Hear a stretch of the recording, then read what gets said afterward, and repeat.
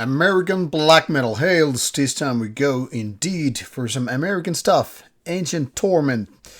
Rather new band, haven't been that much around, but still not exactly born in 2025 or so. The band was kind enough to provide me a copy of their latest CD, and here it is. Follow the Echo of Curses. And this is quite interesting in so many ways. First of all, nothing revolutionary here. It's very basic, very traditional 1990s path of black metal. So very much going to the path of second wave black metal. However, what makes it also interesting is the quality is still right there. And there's some names I want to drop because of the music. But first, let's take a look at this booklet. Here is the lineup, 5-piece. Comes with some lyrics as well. So, pretty basic, pretty standard in the sense of being a jewel case release. Came through Eternal Death as far as I could figure from the label. So, not the biggest out there, but known enough for some quality releases, I reckon. And this is how it is. Nothing really to add on that. So here we go. Ancient Torment. I don't know what age this really refers to. Are we talking about ancient Rome, ancient Greece, or whatever? But yeah, let's assume that this torture is going back for some hundreds of years. Maybe thousands. Maybe it's kind of a caveman thing. Joke aside, this is nothing to do with the so-called caveman stuff. This is more melodic and fast tempo and, like I said, traditional second wave of black metal. And they hail from Rhode Island. Not the most typical place for a band from USA to pop up, but I guess this just kind of proves that there are always black metal bands no matter where you go, except maybe Antarctica. So as said, the band has been here only for a few years now, and as such, this is their debut album. So they have taken their time, and rightfully so, to figure out what they want to do. I mean, there are lots of bands who just skip the demo, EP, whatever phase, and straight head on to album, and the result is usually album sounding like a demo. That's fortunately not the case with this given band, because like I said, they have been practicing, they have been rehearsing.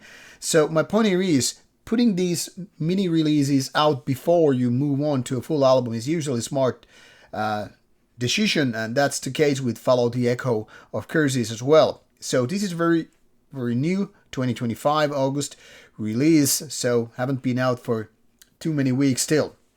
Comes with 6 songs, rather on the lengthy side of things. They result more than 40 minutes of music. And now it's time for the name-dropping segment. Now, when I was listening to this album, first spin was like, okay, this is pretty basic. Fast tempo, somewhat melodic, somewhat traditional, kind of a black metal, which is definitely more of Nordic side of things. The further I went with these, listens and started thinking like, what kind of names this, bring to my mind and all, and then I started clicking it. Some are more subconscious, some are something that I picked when I was checking the links for the review video and all. And the first thing was, some of these riffs, especially the more melodic kind of stuff, reminds me later era Gorgoroth. But that's not where the train stops really. That's maybe one of the stops during this train track, if you allow me to do this kind of a comparison, weird as it may be. And then it's just, figuring out that, there are lots of Finnish things going on. Maybe you start figuring out bands like Sargeist or Behex and maybe a little bit of Horna, but maybe not that much that. And then you have what Ancient Torment is roughly all about. And of course, because some of these bands are more or less inspired by classic Norwegian black metal, there is this connection to begin with. I also noticed that similar artists feature bands like Satanic Warmaster and the like, but to be honest, I think that's maybe a little bit too far away from the core of what Ancient Torment is all about. But you do have the fast-paced parts, you have some less speedier parts too, but what is more evident here is that kind of melodies but not exactly the Swedish style. So we're not talking about the dissections and mörgrynings and dark funerals here. We're definitely talking the different kind of Nordic melodic style without going exactly raw. So especially when you start thinking about raw and melodic, Finnish black metal, and you start thinking of, like say, first era Satanic Warmaster, this is not going nowhere near. In fact, this is quite far away from the raw end of stuff without, however, being exactly very polished and big production, big label kind of a thing. So actually very well balanced in that segment. All the songs go pretty smoothly. There are no hiccups. There are no moments where you go like, what the hell is going on? And while that is definitely a forte for these kind of albums, there's also raising this question. Does it have something that really sticks? Does it have memorable parts and all that stuff? And that's exactly where you go like, exactly, that's what I want to talk about. So if there is one fundamental thing that kind of puts the label on this album, especially when the songs are a little bit lengthier side, is that they are not exactly the so-called hit songs. I mean, think about, say, for example, early Gorgoroth stuff.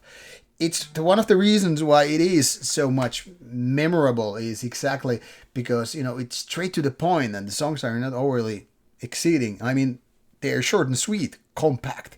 And that's happening with a lot of, old school black metal songs. There are lots of bands that tend to go for like, hey, let's go for 7 minutes, let's go for 9 minutes. And then you're like, do you have enough good riffs to make a 9-minute song so it doesn't sound like you're doing an atmospheric black metal song without actually, understanding what makes a song so good.